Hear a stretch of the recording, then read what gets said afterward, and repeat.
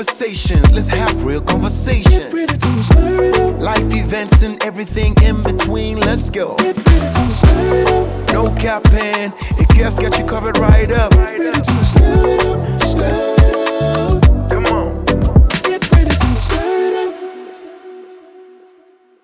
Hi everyone, welcome to Stir It Up. Today I have Tara Akua. Yes. So Tara is one of the first people I talked to about Stir It Up. It's taken 2 seasons to drag him kicking and screaming here. Many failed attempts. Do you want to remove your mouth? That's a gross exaggeration, but... So now I'm the one who's exaggerating. Yes. I had one missed opportunity, and typically with Akua, you have one opportunity and that's it. But here we are. It's me, right? Absolutely. It wasn't one, Tara. It was like 4. One missed opportunity. Right, so now your counting is out of sync, isn't it? You count in multiples, so... Oh, I count in multiples. Everyone is, I think, like 6 for you. All right. But it's good to be here. This set is amazing. You look lovely. Looking forward to a rigorous discussion. It's good to have you. Thank you. Tara and I are going to be talking about what it means to be a man. And Tara and I are talking about this in light of a video I shared, and he kind of just said thank you on Instagram when I shared it. And I'm going to read a bit of it before we get into the conversation. Oh, okay. So you were wondering why I sent that topic to you, right? I didn't expect this. You didn't expect it, did you? Okay, bring it on. So conversations about what it's like to be a man are kind of had sporadically, and we don't really talk about it very often. And I think it's really important we begin to bring that to the fore, because it affects every part of our lives. So I'll kind of get a bit into this. So it's a video that was performed by Dax and Darius Rucker. It's called To Be a Man. And I will read quite a bit of it, but bear with me because it's quite a bit of a powerful lyric. I can't hide myself. I don't expect you to understand. I just hope I can explain what it's like to be a man. It's a lonely road, and I don't care about what you know. It's not about how you feel, but what you provide inside the home. Being a man is what you make it. You can't always live up to expectations. You try to please everybody while you struggle, so you fake it and end up out of balance, compromising situations. As a good man, a do what you should man, you give everything he has and do everything he could man. You might find yourself feeling all alone inside a house you built that you don't recognize as home. And that's what my daddy told me, and I'll tell my son the same. Now that I'm older, I relate and actually feel his pain. I never cried. He might have lied, but he did not complain. He said, son, one day you'll have to do the same. I get emotional when I stop, I think, and I look around. Beyond the county lines of my small town, I think about all the men out there who feel like I do now, who are screaming on the inside but won't ever make a sound. Who are screaming on the inside but who will never make a sound. I think that generally it's quite a powerful song. Yeah. And the question you asked me, do you like the lyrics or do you just believe, do you like the beats or do you believe the lyrics, right? Yeah. And I think because of my relationships with different people, I believe the lyrics because I think men don't talk enough. So, to my first question, from your point of view, what's expected from men socially, culturally, at home, generally, that makes it sticky? Right. I'm not sure there's there's a one answer to this. So let me take it from two perspectives, right? I think society expects a man to be strong, to be a gentleman, to lead, to be democratic, to make it in life, to be humble, to be tough, to be kind. And society expects a man to be everything, right? What do I personally think it takes to be a man? I think, first of all, I think a man must be strong and a man must lead. And I think no matter what we say after this, those are things that I think I don't compromise on. I think it's essential. I think the idea of a man has been formed through the times. And I don't think what we are today is as a result of today. I think usually it's as a result of years of DNA shaping and things that have happened in the world. The role of a man has gone through a lot of changes. I mean, back in the day, I mean, if you are somebody who loves the Nat Geo Wild and History Channel and all that, yeah, there were times when men were hunters, okay? Funny side note, when you look into the animal kingdom, the male lion is a lousy hunter. Actually, without the female lion, the male lion will go hungry. But without the male lion, there are certain animals the female lion cannot take down. Okay, so that was a distraction. But back to effectively, we coexist together. We coexist, right? However, over the years, when there's a war, apart from a few instances where there's a gap that women have filled, largely 90% of the time, men were expected to be the ones to do battle. And same thing in the animal kingdom. The male lion is the one who is supposed to protect the pride. Okay. So this role has gone through the years, has changed because warfare has changed. Okay, men are not going to war as much as before. But we've also moved through a period where men were the sole breadwinners, largely, to a point where breadwinning happens irrespective of the gender. It depends on who gets thrust in what situation. But I think no matter the era, the type, the role, there's something that a man must bring to the table, which is to be strong and to lead. Whether you are leading from the front or leading from the back, you must lead. But I think you must also be what is described as a gentle giant. You must find a way to be soft whilst you are leading and being strong. So I've moved from what I think society expects to what I think personally is my view of what a man should be. Okay. Leading from the front and leading from the back.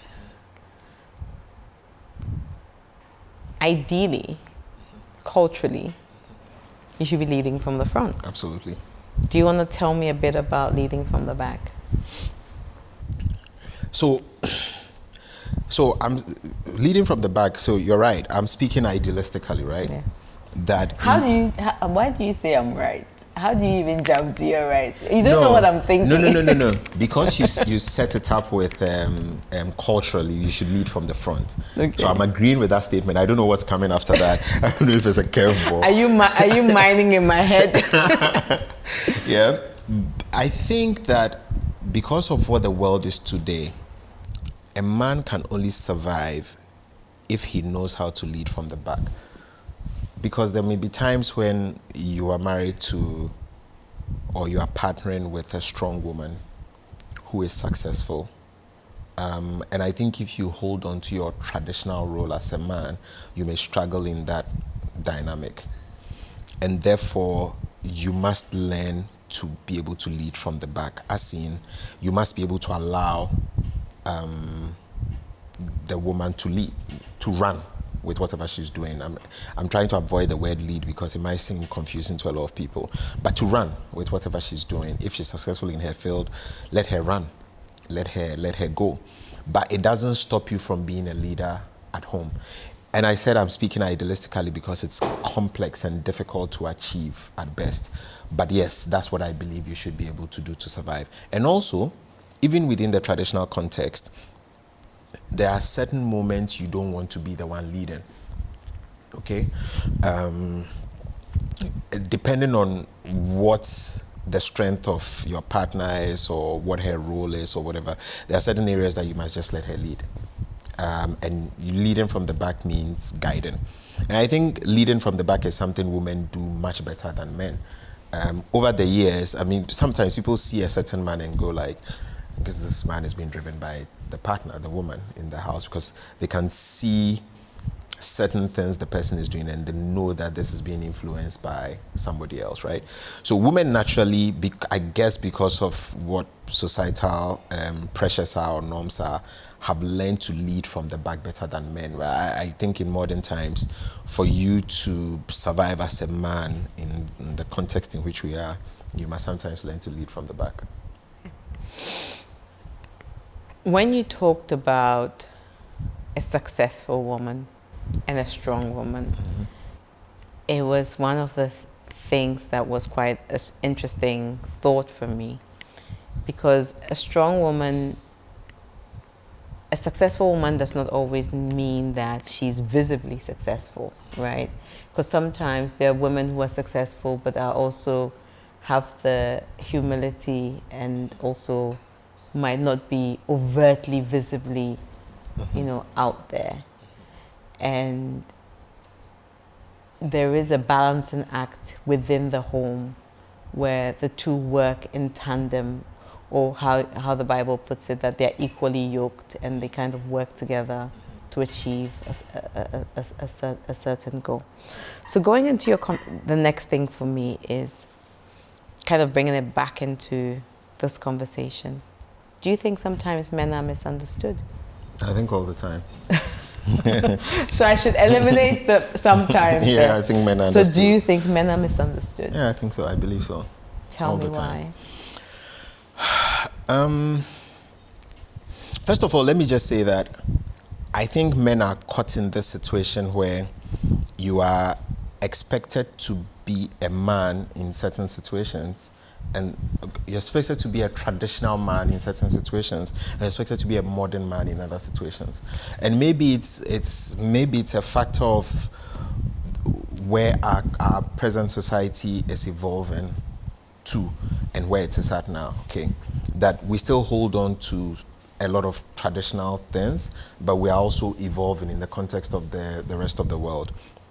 And I think because of that confusion, depending on the situation, a man's reaction is going to be misunderstood. And it happens a lot, right?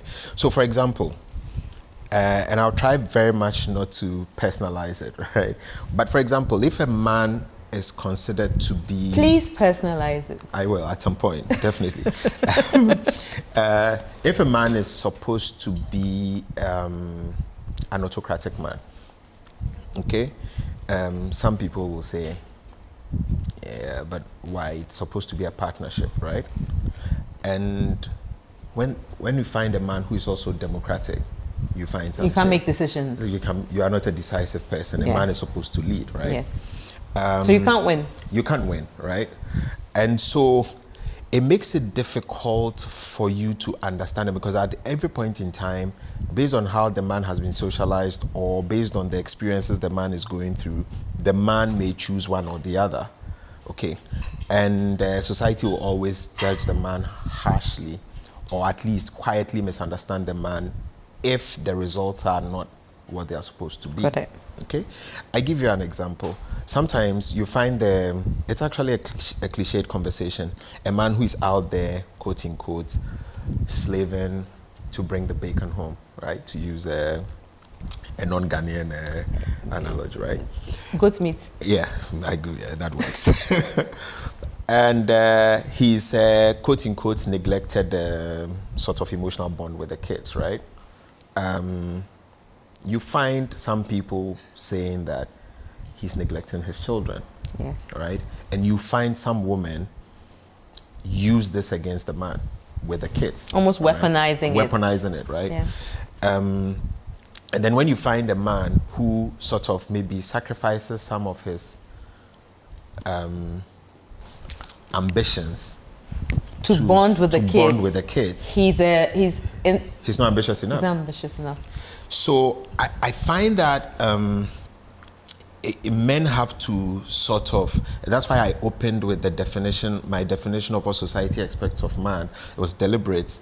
The man is supposed to be everything. And you must learn to walk that fine balance, and you must choose what to be depending on the situation. Sometimes it's difficult. What I hear you say, and I agree, is the goalpost keeps moving. Yep. But there's something, there's part of what makes it tough to be a man that I haven't mentioned yet, which is, in a particular context, in spite of all the modernization that is happening and the so-called partnership that is needed, the man is expected to make it. Expected to be successful. Yes, the man is expected to be successful. And that's a burden a man carries quietly. That's a burden a man is infused with right from the beginning. Okay? So, we're having a conversation where we're talking about the roles, gender roles, and how women are key in shaping up those gender roles, right?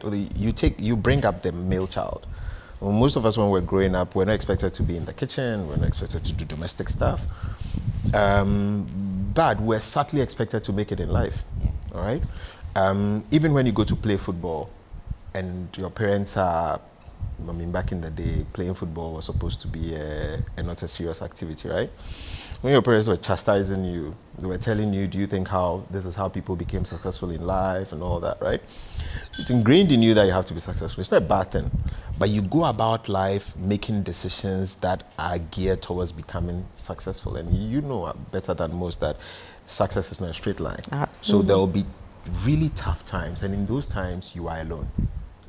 And I think that's the most difficult part of being a man, right? Because you're alone. When things are not going well, what do? Do you go home and you tell everybody, look, it's not going well. We are in dire straits. I don't think we're going to make it. So is that balance between allowing your partner to feel safe and confident, and also you bearing the brunt of the fact that things could fall apart next week? You've summed it up really nicely, because we believe that and I'm going to slip into that, any man worth his salt needs to provide a safe haven, a home, needs to provide a future for the family, all right? And this is how we are conditioned, okay? So because of that, when you are going through a tough time, what did our fathers used to do? They'll come home, they are not smiling, they are not talking to anybody, they are not nice to you, and you are thinking, this guy is a mean guy, right? Only for him to retire, for you to start seeing a different person. Yeah. The person is cracking jokes. But do you need to keep it together all the time? It's a tough question, actually. It's the toughest question you've asked me so far. I've only asked you two. Well, not two, but yeah. But I don't think, ideally you shouldn't. Okay. Right? I think ideally you should be able to be vulnerable. There should be a safe space in which you can be vulnerable and wake up the next day and feel all right. And feel all right and crack on.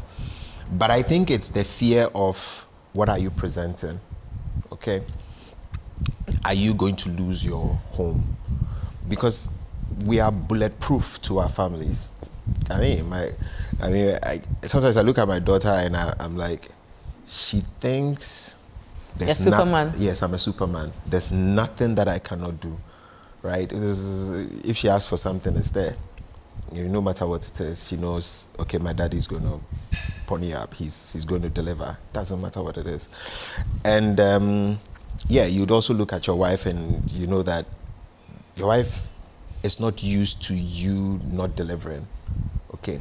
And you are wondering in your head, there's something within our DNA, okay, almost like the male lion and the pride, where every time there's another young male lion looking to take over the pride, there's something within our DNA that keeps us fighting to be the perfect man.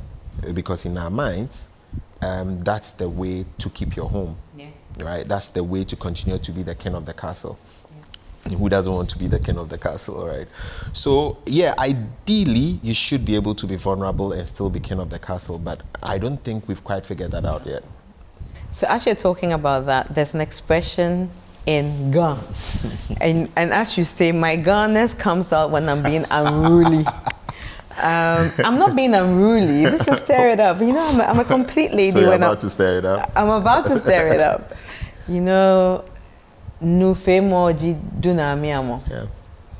Where lies the Dunamiamo?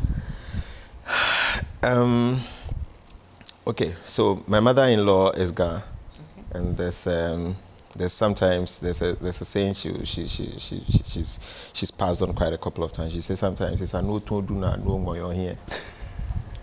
Okay. You see what I mean? That's a good one. I'm telling you, like my mother-in-law comes. My mother-in-law I'm sorry, people will not know this. I have to kind of actually find the most succinct translation for this one. Listen, my mother-in-law. Yeah. My mother-in-law comes Cool up with things. all these cool one-liners. I mean, there was one time she said, "Kaka about 10. The first will become the last." That's all. And it's absolutely spot on. True. But Because suddenly you are in front, but now now you're at the back, right? Yeah. Now, it's true because that saying can move more. It's like it's almost like you have to always get your loins, right? Yes. Me amo here. Like the physical action of dunamiamo is like, firm up, okay? So that's what society expects of you as a man, right? Nobody when it's time to pay school fees, there's no ifs and buts about it. There's nothing about economic downturn. There's nothing about, but just last week we had to spend so much on this, right? You have to deliver. You need to figure it out. You need to figure it out, right? So, I mean, just like, I think sometimes you have to put it in the context of any leadership. It's not a popularity contest. And that's why sometimes I feel that there's a lot we could have learned from our fathers, and not always see their era as bad parenting. That there are times where you just have to do what it takes to deliver. Yeah? Some of us look back at our parents and look at some of the jobs they were doing and the salaries they were earning, and we're wondering How did they make it work? Exactly, how did they make it work, right? Yeah, but I think they figured out that it wasn't a popularity contest. Like at the end of the day, delivering is what mattered. Okay, unfortunately, they are in posterity is the only thing that judged them right, and sometimes at that point they are either dead or something. Okay, but it would be nice to be able to do that, and for people to understand the context in which you are doing that. You are doing it for the love of the family unit, and the fact that you have a certain future in mind, and you can't help but to take those decisions. But I think today we are trying hard to do both. I'm a more emotionally connected father. I say that with a lot of pride. Okay. Now or always have been? I've always been. Okay. Go ahead. But I think it's also because you look at the past and you want to be better. All right. But being more emotionally connected doesn't mean that you are unable to take the tough decisions. What does it mean? And I think that's what brings up this whole question of what does it take to be a man. I was having a conversation with somebody, and I was saying, I think looking at everything that I have seen so far, the experiences I've been through, there's a place for a man to be a man at home. There are times when you must be a man. You must be decisive and you must take the unpopular decisions. I think it's important to be strong and to lead if you're going to be a proper man. So, our conversation tells me that things are hard for men. I want us to talk a little bit about what's contributed to things being difficult for men. And I think it could be an avalanche of things. It could be our expectations as women. It could be cultural norms. It could be even you men yourself and the pressures that you hold on yourselves, right? But this is my outsider's view as Akua. As you, Tara, and you a man, what makes things hard for you as a man? Let me start from what is the cause, okay? And I think largely, and I'm going to, there are roles in my view for both men and women, right? But I'm going to lay the blame squarely at the foot of men. In our society, very rarely do you see, or when we were growing up, maybe let me be careful about today's man, because I don't have a son, so I can't really tell.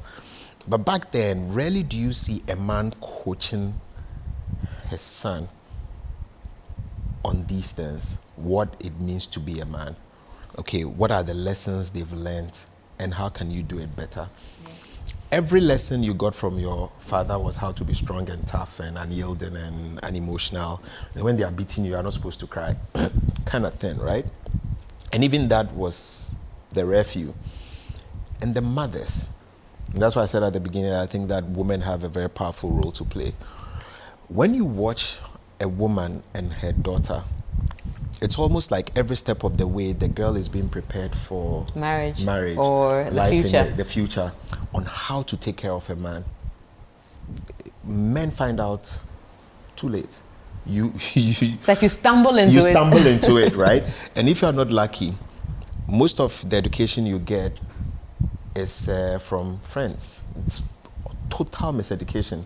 For being like the literal use of the word, total miseducation. And sometimes people are picking up the absolutely wrong things, all right, and they are keeping them in their head as templates.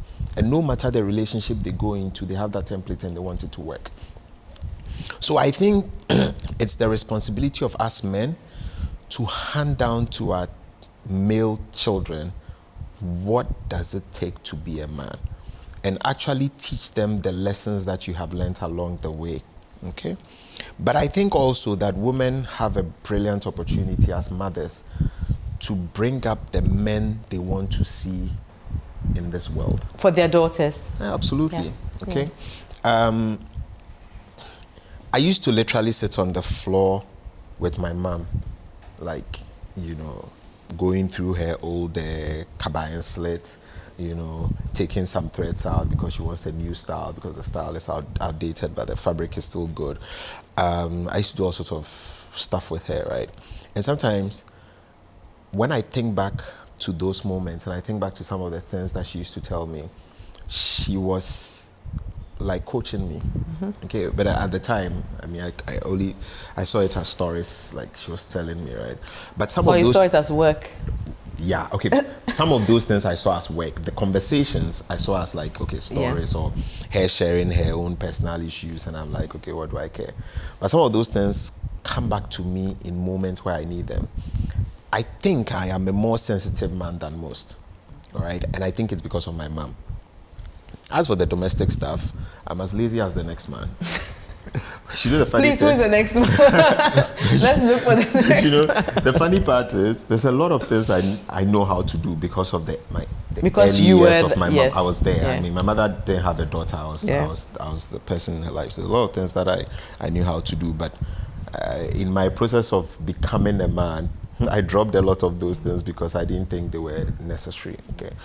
These days, sometimes because of my work, because of geography, sometimes I have to draw deep or dig deep and tap into some of those lessons I used to learn from my mom. So I think it's important that both men and women invest in bringing up the male child. But I think especially for men, we need to prepare men for the future. Nobody's preparing us. Nobody. So we are stumbling along the way in the dark and figuring it out.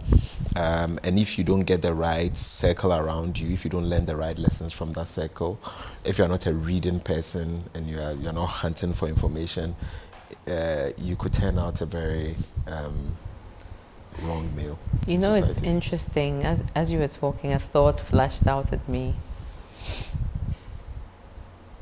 that you are absolutely right. With guys, a lot of the lessons you learn are from friends. Yep. And the friends are none the wiser. They are blind. And it's the blind leading the blind. Blind, absolutely. Where are we So going to end up? your guy friends will teach you how to chase a girl. Yep. Oh, do this. Do this. Do Absolutely. that. Do that. Absolutely. But they don't even teach you how to break up with a girl. So you don't even know how to do it right. Actually, you're right. Yeah, you're right. So even with that breakup, you do it wrong, right? Yeah. They don't teach you how to have a difficult conversation, right? So there's a lot of hunting and get what you want and all the things that are nice and the things that are self-serving, which are fine, don't get me wrong. But the things that are to drive an emotional connection or for you to even thrive or for you to feel, because I mean, I don't think it's easy for any guy to disconnect from someone they care about or someone they've loved or someone, no. But even doing it right or even having that difficult conversation and say, you know what, okay, I like you, but I don't want, I'm not in that place for this, right? You don't even know how to do that, No, right? we don't. And all the boys around you don't know how to do Yeah. it. So what do? You ghost. Absolutely. Alaje. Absolutely. Is there You know, is there easier solution? It's the easiest solution, Yeah. right? And there are not enough older male role models that you can even go to Absolutely. and get a sense and say, Uncle James, I'm struggling with this. Can you help me navigate this? And even when there are, the chances that Uncle James is going to give you good advice is like, Yeah, it's kind of slim, Yeah. right? Yeah. How do we get men to have better support systems? That's a difficult question. But I think on this one, I'm going to say women should take the lead.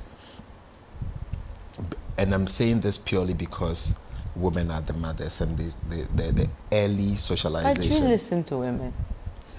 As a young child, your Okay. first love, as a son, your first love is It's your mother. That's true. The things your mother tell you sink deep in. True. And if your mother socializes you wrong, you are done. Right? Okay. Because it goes in really deep. We boys love their mothers. That's true. It's a fact. I loved my mother, love her still. But I mean, when I was young, I used to look at my mother like Miss World. She was perfect in every sense But of you the still word. feel the same way about your Yeah, mother. I still do. I mean, even at 83, I mean, I still think she's the best thing ever since sliced bread. But I'm just saying this, that I think that women should start the process. I feel like men need to catch up. As in, we need to learn. I had, my daughter turned 18, I had a conversation with her. I mean, I sat down with her like this and we had a conversation. I remember that she's 18. I've been having this conversation in my head with her for a long time. Okay, so Please, what was this conversation about? about life. Okay. You know, about life. Everything from boys to anything, to making it. Was that hard? It was tough. And I hope she doesn't see this episode because I think she saw me as. I will send it myself. I don't have a number, but I have access to people her. who have their number. I mean, she was seeing me as this. I think she was surprised because she kept looking at me. I think she saw me as this cool, calm, collected dad. You know, And she was giving looking me at you advice. like, But "Whoa." inside, I was in the turmoil because I've been having this conversation with her in my head for a long time. Yeah. At 18 years, I panicked because I'm like, okay, technically she can vote, she can drive, she can get married.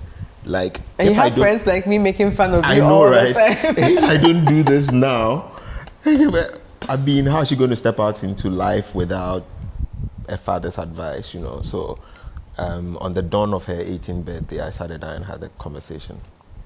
Now, it's been 18 years, right? I think I should have been doing this way earlier. But you have been having micro conversations.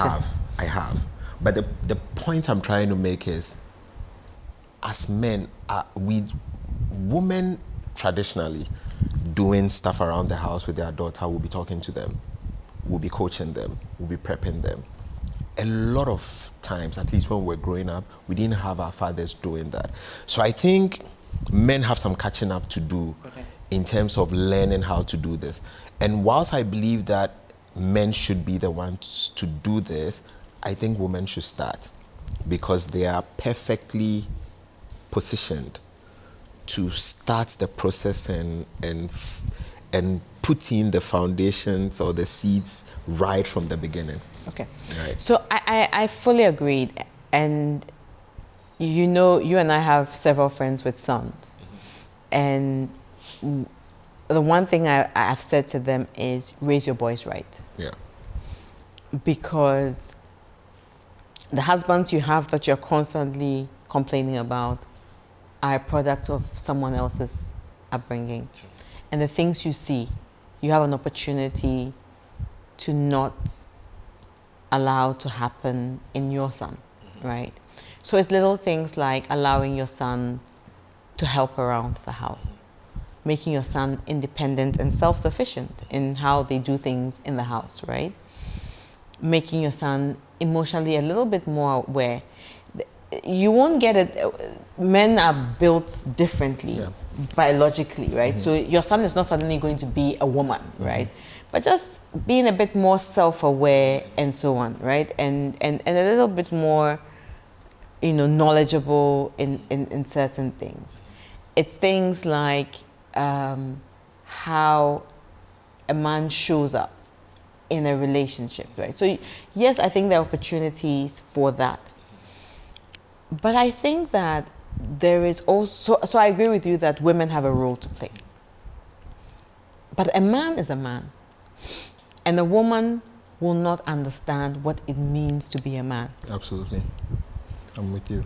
So I think that, so I would like to also see that what is the second line of defense beyond the role that mothers play?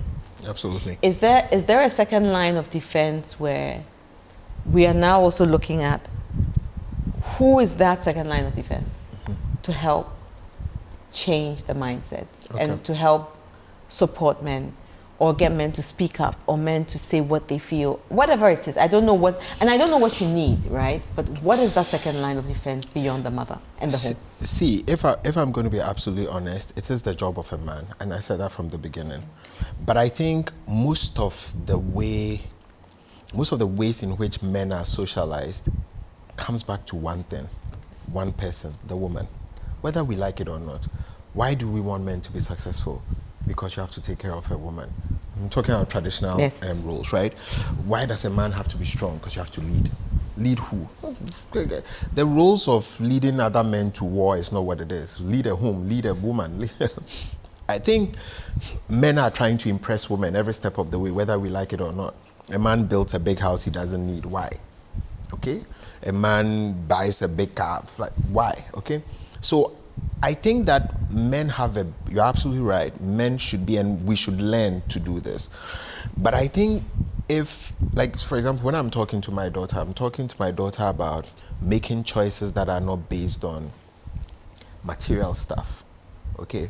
Because, as you said, when you're a parent of a daughter, you are trying to give her balance. You are trying to show her that she can have these things for herself. Yeah. She's not being educated just because she has to dress up and sound good for someone and look else, good for someone else. For someone else, right? She should be able to participate and be a proper partner.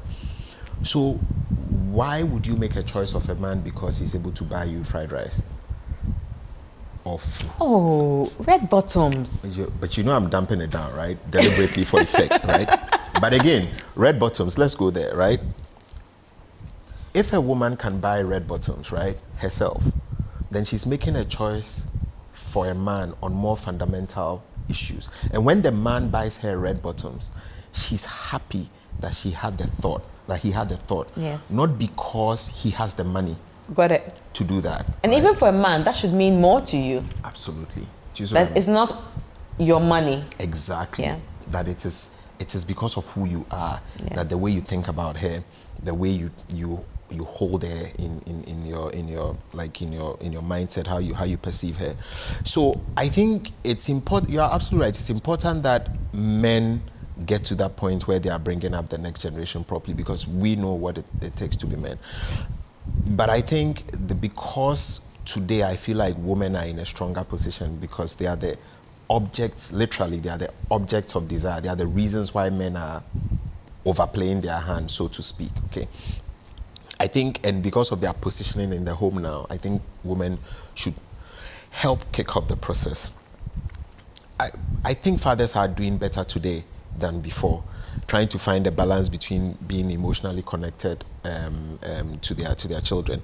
And anytime I'm speaking, I'm being careful because I'm a girl dad. I don't have a son. So there may be fathers out there who are connecting better and who are doing the things that I'm talking about. And power to them. And I think more men should get into that, to get into that mode. But I think there are still things that we haven't spoken about, right? And we have to stir it up. So I'm going to try and stir it up, right? I think that the expectations on a man are sometimes unfair. And I'm going to talk about something almost silly, but very cliched, and everybody talks about it. Okay.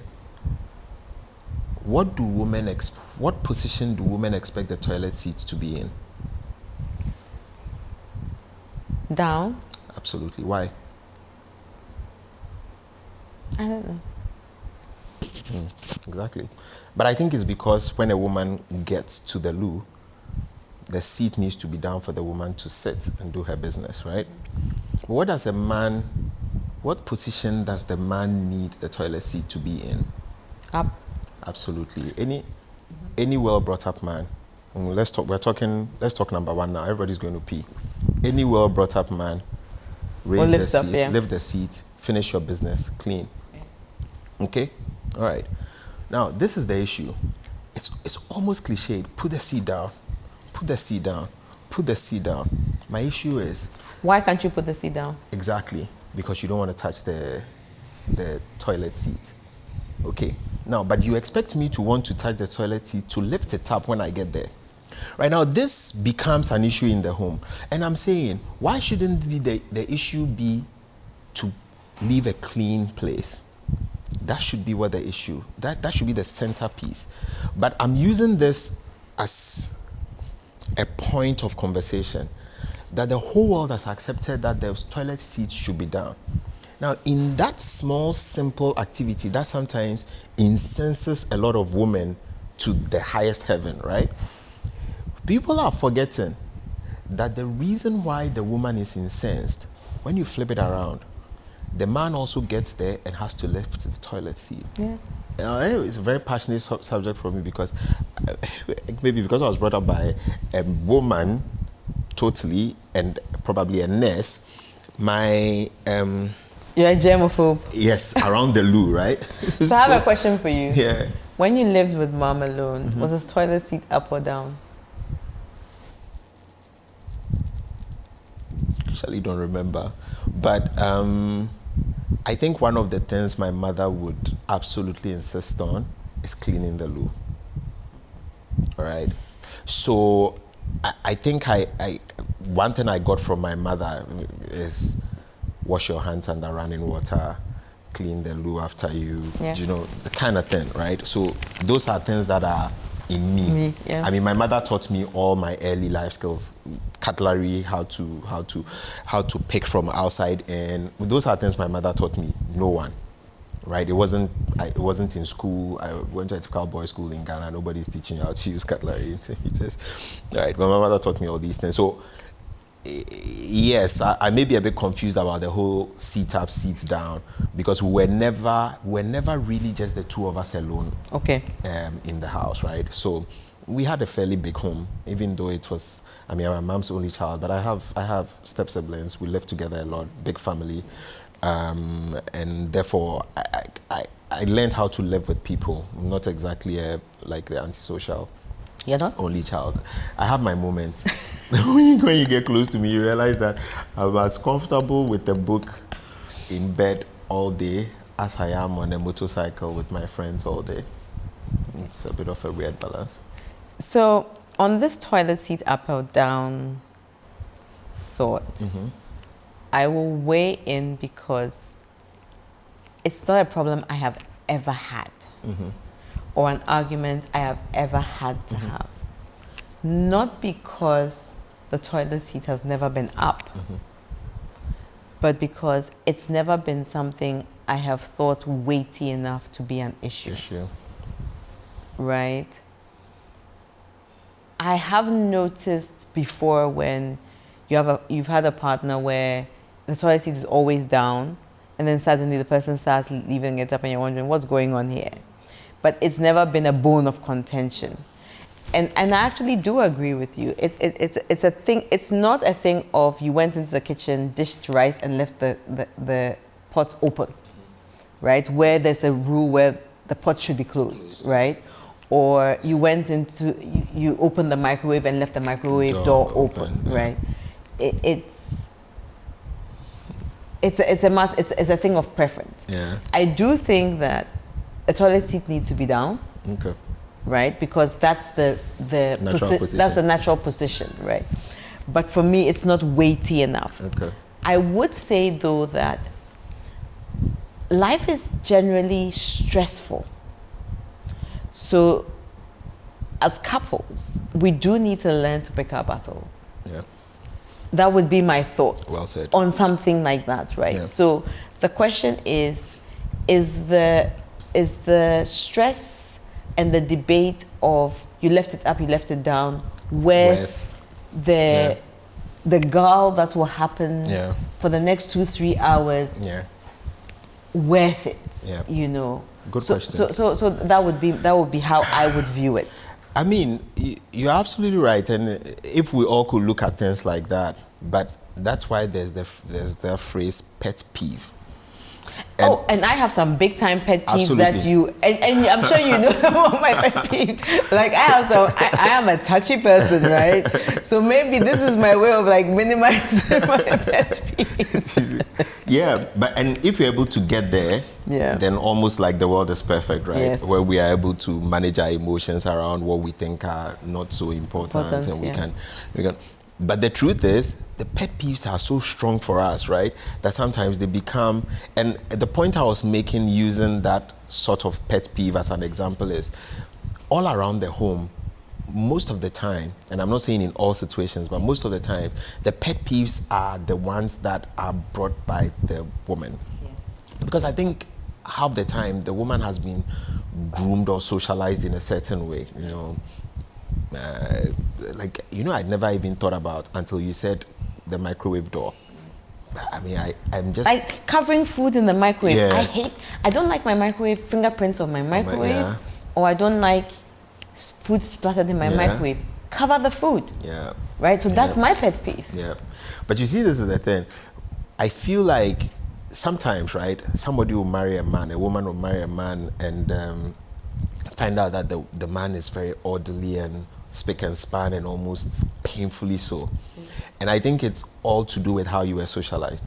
But I think because in our society, women mostly are the ones who the mothers focus on to become spick and span and orderly and all that, it ends up playing out in our marriages or in our partnerships, right?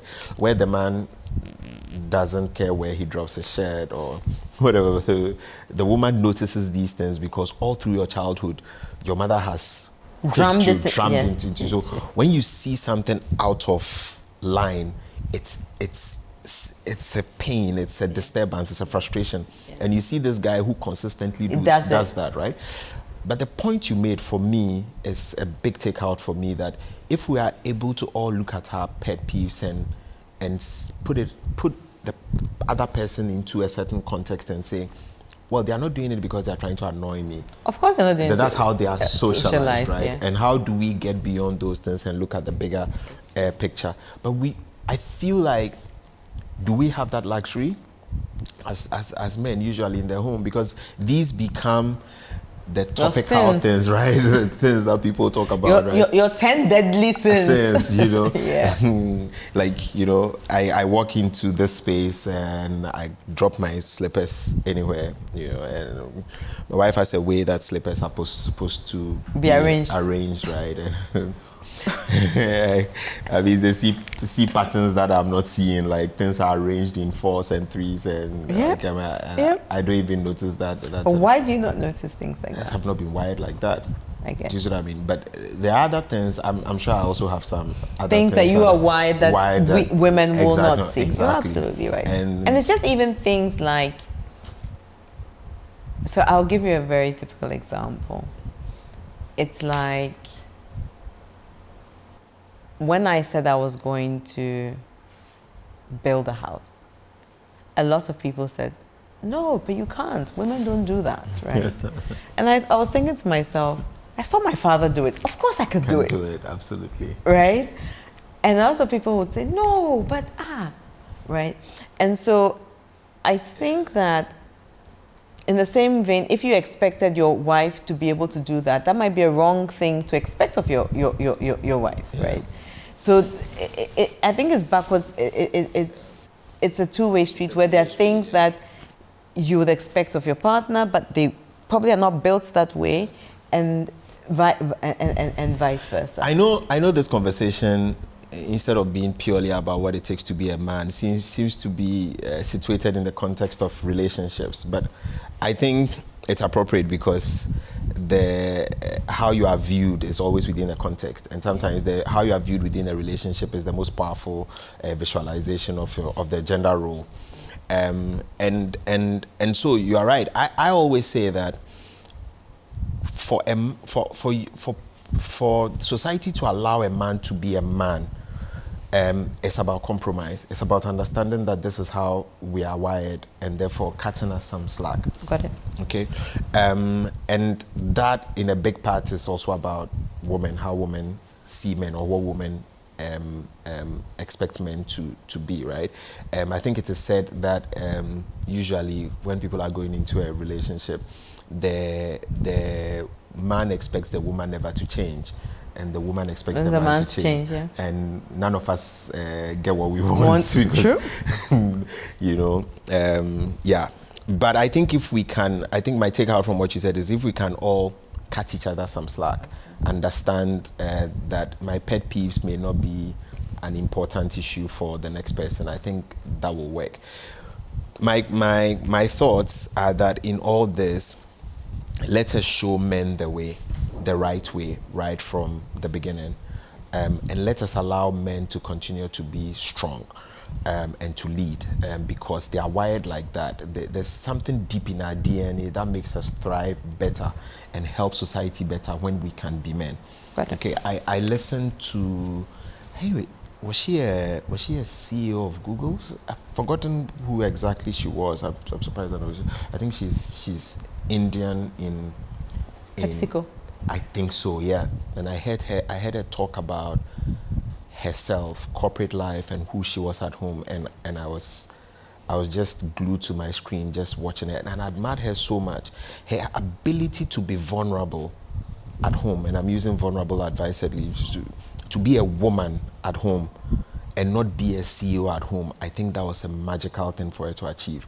Because if I say so myself, it's not easy for somebody to have so much power from 9 to 5 and to come home and to relinquish that power.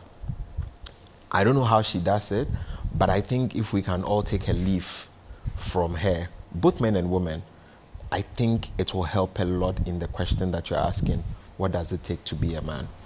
Okay. Yeah. Okay. So I saw this video of a man who was crying at his mom's funeral, deep in tears.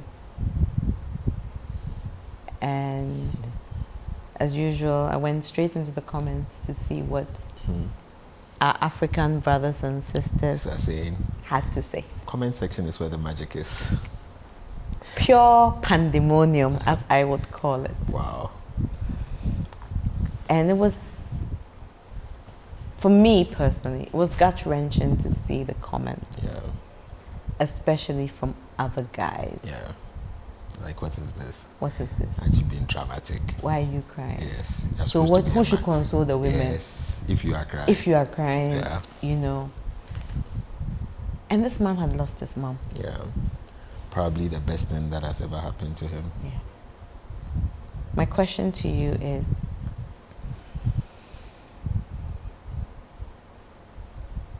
why are men not allowed to show emotion?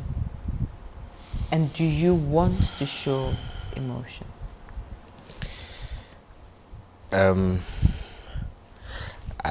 Listen, I don't think there's an easy answer to this, right?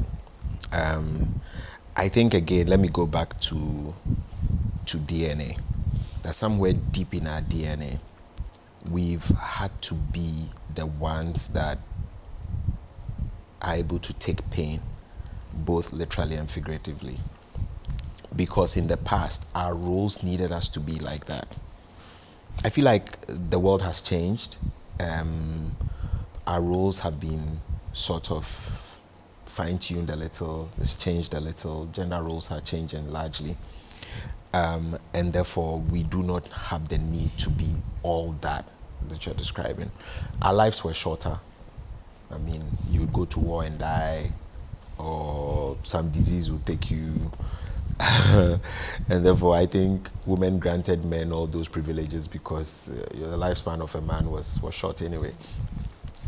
I think today, it has changed a little, and therefore, because of everything that is happening, and the way children are brought up, and this kind of skills that a child needs, a man needs to learn to be a bit more vulnerable.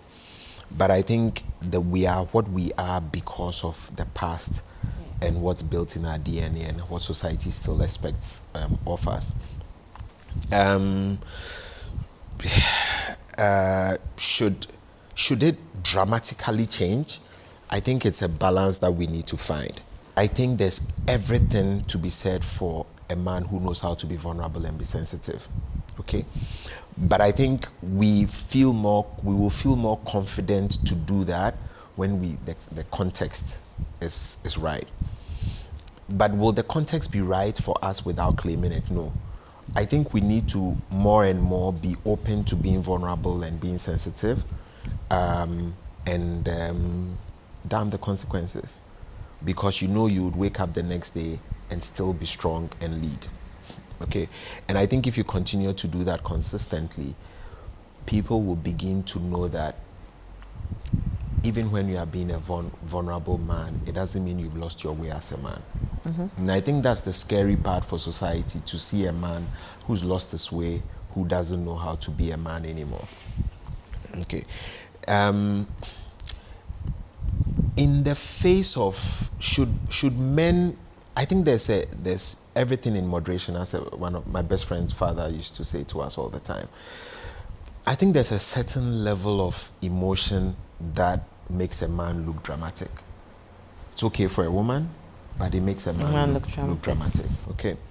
And at the pain of prescribing how a man should cry, I think a man weeping and wailing and throwing himself on the ground is a sight nobody wants to see. Okay? And yeah, that may be part of the problem because I'm prescribing how a man should grieve.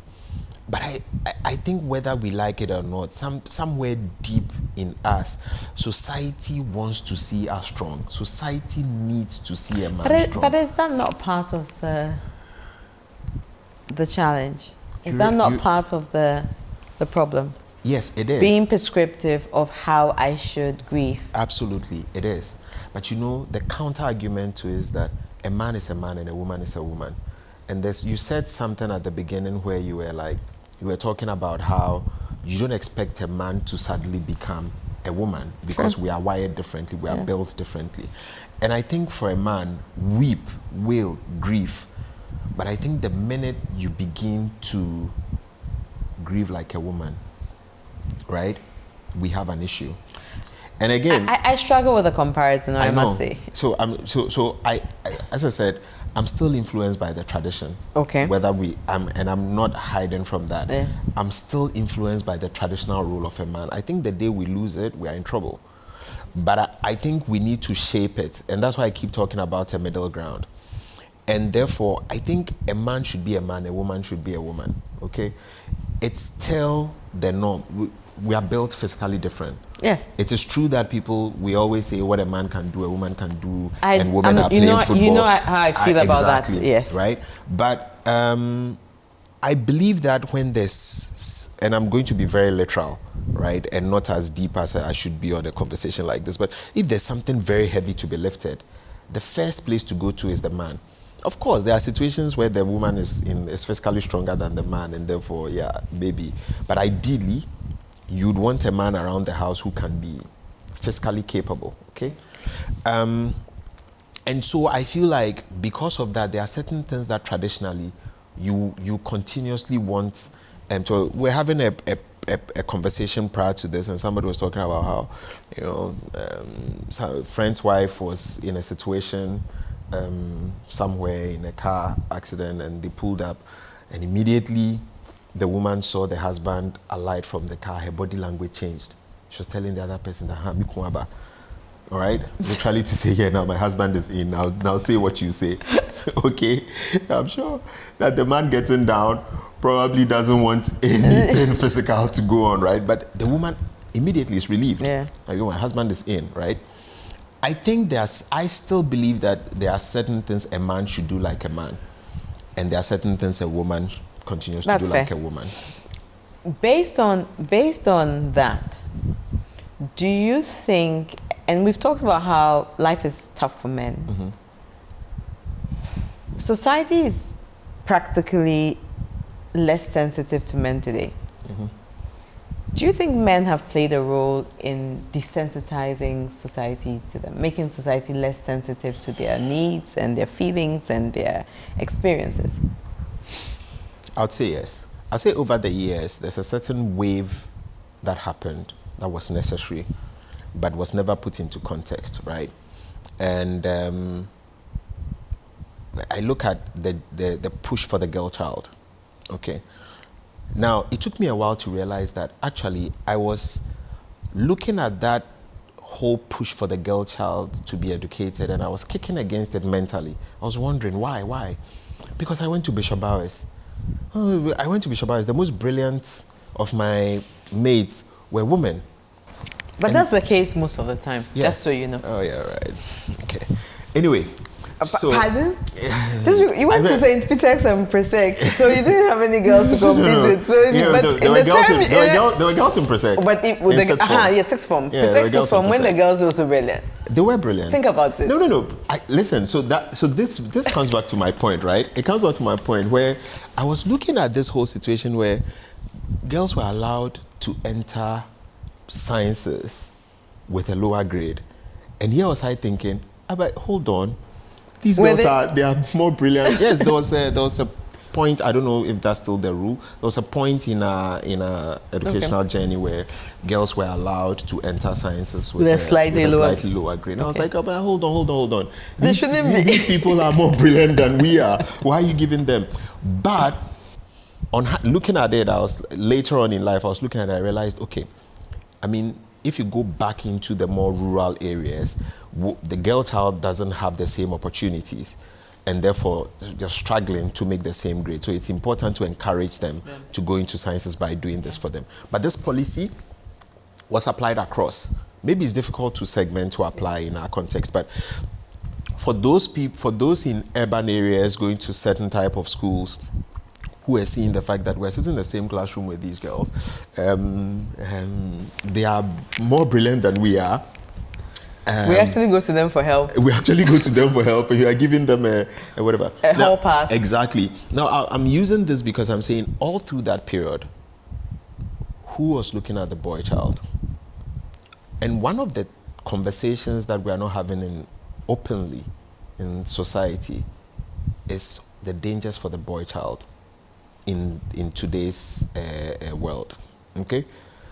If a girl child gets touched sexually by somebody in the home,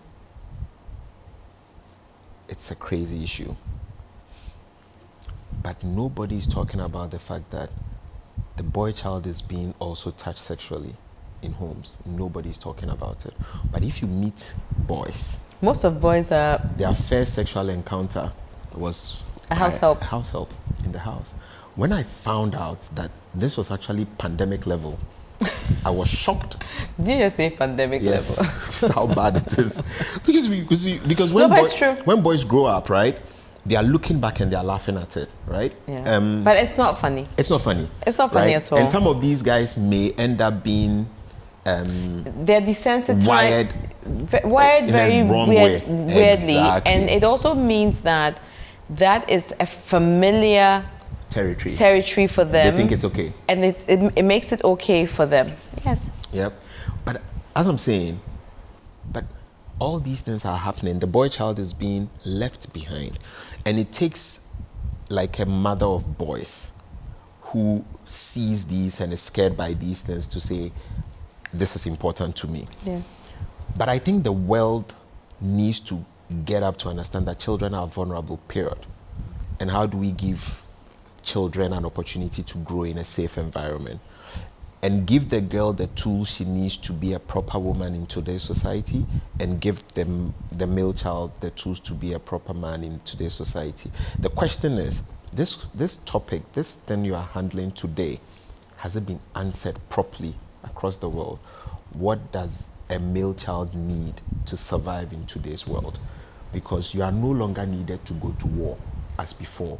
You are no longer needed to go and cut down trees to bring firewood.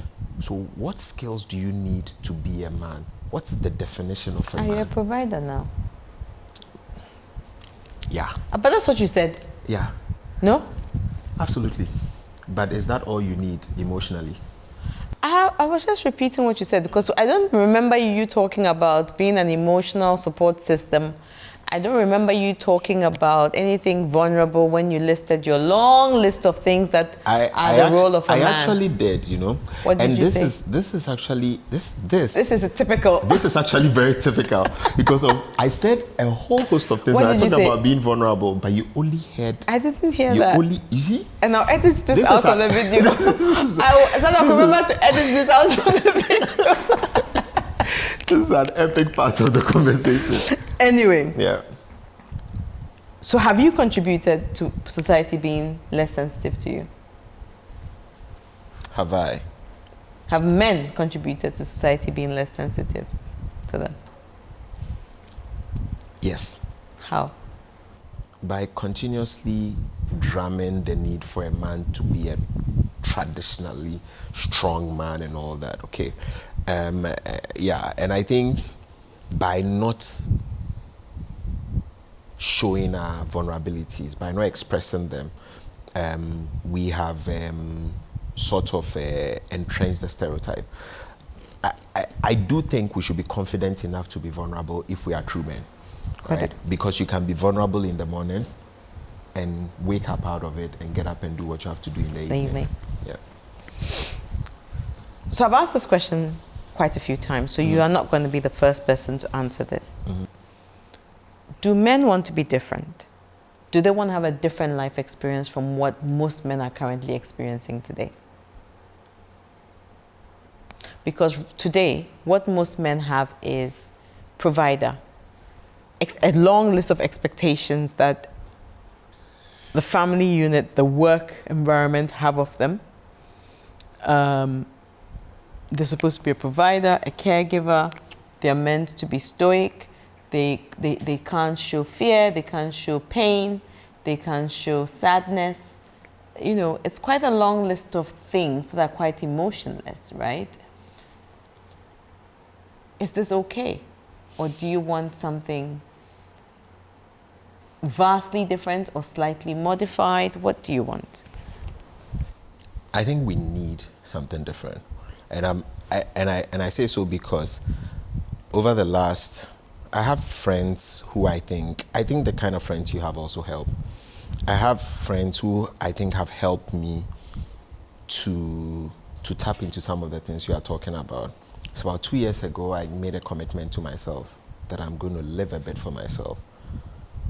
And almost weirdly, one of my friends called me up and said, hey, I want to go to Kilimanjaro. I want to climb Kilimanjaro for my birthday. And I was like, well, this is a sign from God. I just said I want to live a little for myself. So we are going? Yes, here it Even is. if we don't finish climbing it, we are going. Yes, we are going. And I did it. And in this same period, I learned how to ride a motorcycle. And sometimes when I look back, I'm like, but I've done all this and I've still continued to do my duty as a man in the traditional sense, to take care of the home. I think we are sometimes consumed. And do your job. And do my job, Yeah. right? We're sometimes consumed so much by the need to provide security that we deny ourselves of anything that, unless it's, I don't know, we deny ourselves of experiences. Men will typically acquire things but deny themselves of experiences because they think for experiences, it's selfish or it's this or it's that. And I've been blessed with some friends who have helped me to discover that it's okay to do all that and still be a proper father. And I've seen all of them do that successfully. And I think more men should do that. And I think half the time people think it's about, but I don't have the resources. But I think there are different types of dreams, right? There are people who are going off to the moon, space tourism, right? I don't have that kind of dream, right? I remember when I started. Your dreams are right here on earth. Yeah, they are within what I can take care of, right? I remember when I started riding, you were laughing at me and talking about midlife crisis, and I said, but I'm on the same midlife crisis, so don't worry. I know, but my funny answer to that is I can't afford a Ferrari, so I might as well ride a motorcycle, right? So you don't have to be able to afford what the next person is doing. You need to find a way to do stuff for yourself, give yourself experiences that are fulfilling for him as a man, and all that. So my answer to that is that yes, I think we need a different dynamic. I think we need to be able to celebrate ourselves as men, be proud in that, and still be able to be vulnerable and be sensitive and be caring, without losing one or the other. So I'm going to read the last end of Dax and Darius Rucker's song. Don't give up. Keep fighting. As a man, our sun is our horizon. And our father's action play a role, and we end up like him. So they can't let us see them hurt, 'cause we will embody what they do and start a generational curse. No wonder most men are so depressed. All the things that they can't express. They go to war and get thrown on the shelf. Then they go back to war with their mental health. Then grab the bottle and ask for help. Try to pull themselves out of hell. Then fall back down and then realize that they're gonna have to do it themselves. That's the cycle of life. As a man, you provide. They don't know what you're worth till the day that you die. And that's when they start crying. Then move on to the man to confide in. That's why we feel we can't hide ourselves. We can't hide ourselves. We can't expect you to understand. We just hope we can explain what it's like to be a man. It's a lonely road, and you don't care about what we know. It's not about how we feel, but what we provide inside that home. That home, it's not about how we feel, but what we provide inside the home. I think this is kind of deep for me because it reduces a man to just being an ATM. An ATM. You took the words right from me. And it's not a nice feeling, in my opinion. Yeah. I think that I don't have sons, but I have lots of male friends, including you. Mm-hmm. And I have very, very deep conversations. Yeah. And so I know lots of people in very interesting ways. And I know there's a lot of depth and a lot of deep fears and anxieties and great sides to different people. Mm-hmm. And I wish that men themselves will understand that, you shouldn't have to hide yourself. And you should be able to speak up a lot more. And like you said, be a bit more vulnerable and come a little bit out of the shadows. And it's easy for me to say because I'm a chick. I'm not a man. But I can tell you something. Yeah. I don't think most men actually even want to not be the providers. But I think a man wants to be seen and recognized and appreciated. You're right. For doing that. And when you find a woman who sees the struggles of a man and appreciates them, it's absolutely beautiful. You should ask any man who finds a woman who is able to look at him and say, I see you, I see your struggle, I see your pain, I appreciate you, and I love you for that. It makes the world an amazing thing. You want to wake up and go fight more. And keep going at it. Fighting for that woman, right? It's a man doesn't expect a woman to be able to buy a car at Christmas or your birthday or something. But the little you can do.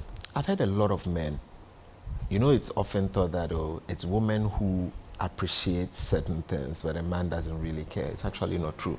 I agree. I find a lot of men in marriages who you know that joke we always make? Boxers and singlets. That boxers and singlets, right? It's a joke we shouldn't take lightly. But because it's true. It's coming from a deep place, right?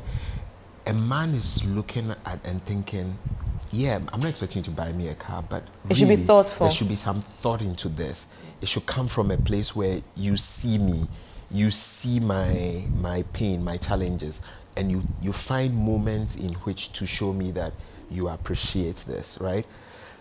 And I think it's the one thing that I think women can do to ensure that men want to fight some more and men are happy to be vulnerable because they know that the woman sees them. And I'm using C's advice, like, I see your pain. I don't just see you as an ATM. I see the struggle you go through to put food on the table, and I appreciate it.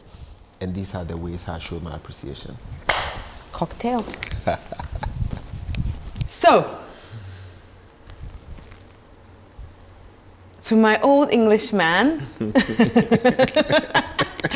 you are the second person to use my tea set. I think the first person was Sharon. Okay. Yeah, we are very coastal people. Oh yes, she's gone, isn't she? She's MILF. She's MILF. And I'm Squaw. And you're Squaw. Oh God, these coastal people. I know, right? Anyway, so instead of a cocktail, you have some tea. Let's see if you can tell me what tea it is. Oh, you see, he even picked up with the saucer. Like I'm the, you know, like I'm the adopted person. No, I'm not a tea person. So let's see if I get it right.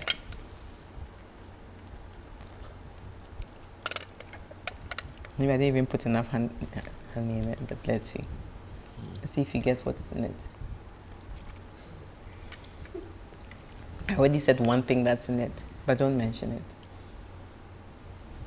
Don't worry, I'm not going to talk about the honey. Good. But that's granted anyway. Yeah, but there are a couple of things that are granted. It's black tea. It is honey. Black tea. Yeah, it's honey. But you know it's black tea for a reason, but you're cheating. No. He's cheating. Yes, I am, but it's black tea. Whatever. That's first of all. There's honey. That's second. Now you're suffering. There's a slight fruit. I'm just not sure. Maybe a slight. There's a slight citrus. Fruit. It is citrus. Yeah. But that's not something the answer. Citrusy. Oh, but what am I supposed to? Tell me what citrus it is. Oh, okay. Lemon. It is lemon. Yeah. On that note, it's been real. Absolutely. Thank you. Absolutely.